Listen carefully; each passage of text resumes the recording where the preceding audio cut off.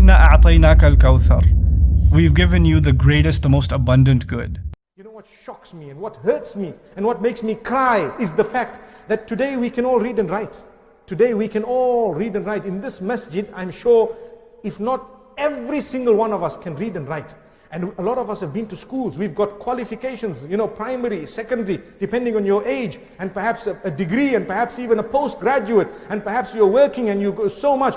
But subhanallah, sometimes we still haven't understood this link with Allah and the Quran, and we happen to question things in a wrong way. That's why I said there is a new Jahiliyyah. People are trying to convince us that what the Quran has in it is not solution. A'udhu billah. Do not misinterpret the Quran. That's one thing. So if ever you feel in your heart that there's something that I don't understand, go and seek knowledge from those who are qualified to answer your questions, and inshallah you will have the straight up knowledge of the Quran that Allah subhanahu wa ta'ala has revealed.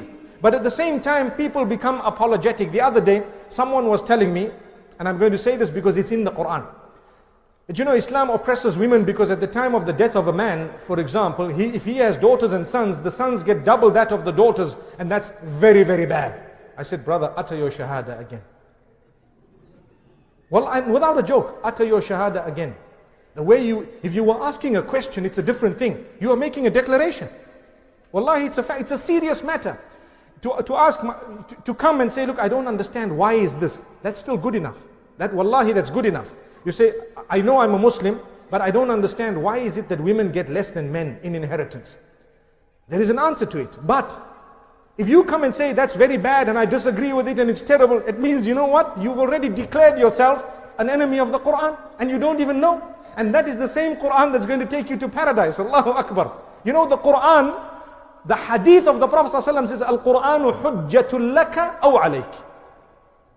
The Quran will come and bear witness on the day of judgment either for you or against you. And why will it bear witness? Upon what will it bear witness?